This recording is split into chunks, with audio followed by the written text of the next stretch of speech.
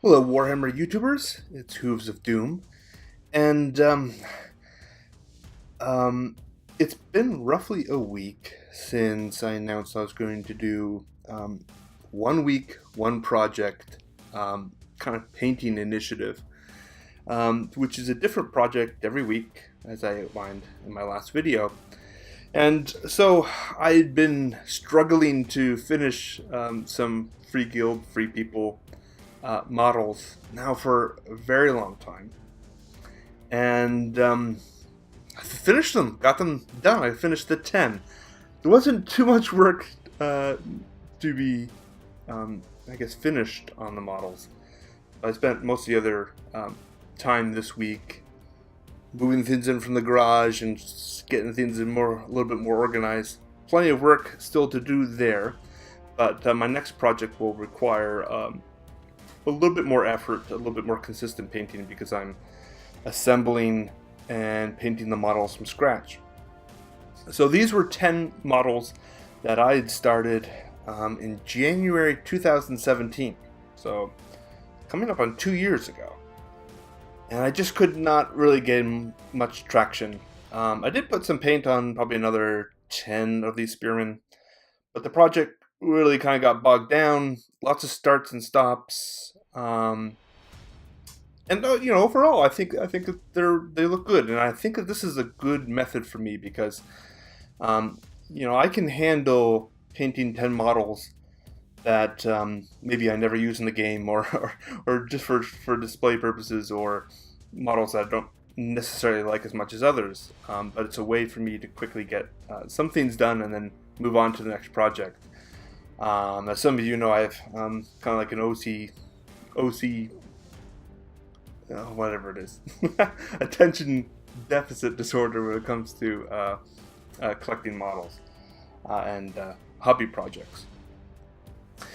So these were initially red and white. I was going to do like the Reichsguard or Reichland paint scheme from Warhammer Fantasy. I thought that looked okay, but it was a little bit technically tedious. Just didn't quite work out the way I wanted. And so probably about a year ago, I was like, you know what, I'm just going to paint these blue. And that helped, actually. I thought that was a good decision. I think they look nice. I'm overall fairly happy with how they turned out. They're fairly basic. These are old 5th edition spearmen. So I actually, as I was unpacking some boxes, I found the Start Collecting guide from the 5th edition box set. And so here are the spearmen. The assembly instructions are just glue the spears on, that's it. And then you have to glue the shields on. But they're basic models. There's not any real detail on like the faces whatsoever. I tried to paint the eyes on at one point, and that just doesn't really work because they don't really have like eye sockets. Like there's no cavity or anything for like wash to gather in or anything. They're just kind of like flat eyeless models. But I think by basically painting around where the eyes would be, it kind of gives enough shade. And depending on the models, you don't necessarily need to focus on eyes too much. So I think that overall changing the paint scheme and really was a good decision. The lines on the shields, I initially was going to do metallic, and I think that would look really nice as like a brighter metallic as well. But ultimately I thought more blue would probably be better to kind of draw the whole model together, and so that's why I went with that decision. The metallics in general I tried to really bring up to a fairly bright level.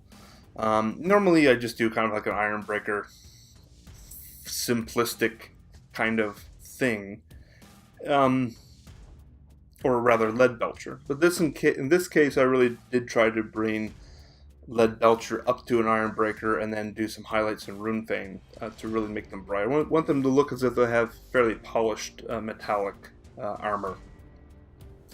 And the bases for these guys is basically how I'm going to do bases from the Grand Alliance of Order. The highlight color will match the general army. So in this case, it's kind of a light blue on the base, which matches their uniform. If I did like Wanderers or something like that, it would be like a light green.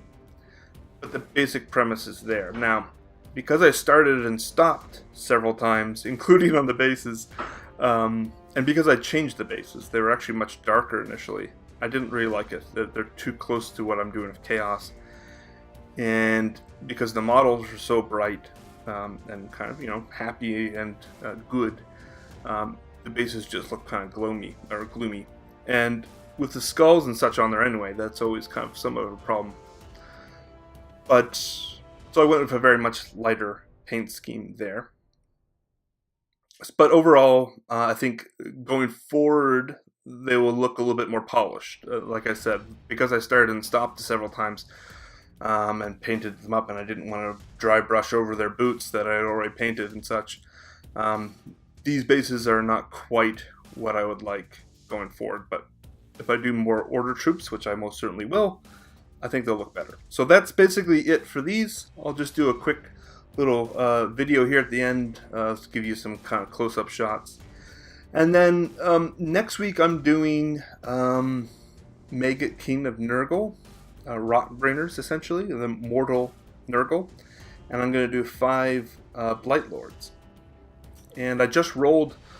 I want to stay a project ahead so they can, order models if necessary or whatnot, paints if I'm short. So what I was doing the week after is actually Grey Knights, which I was happy to, I love rolling on that chart. What can I say?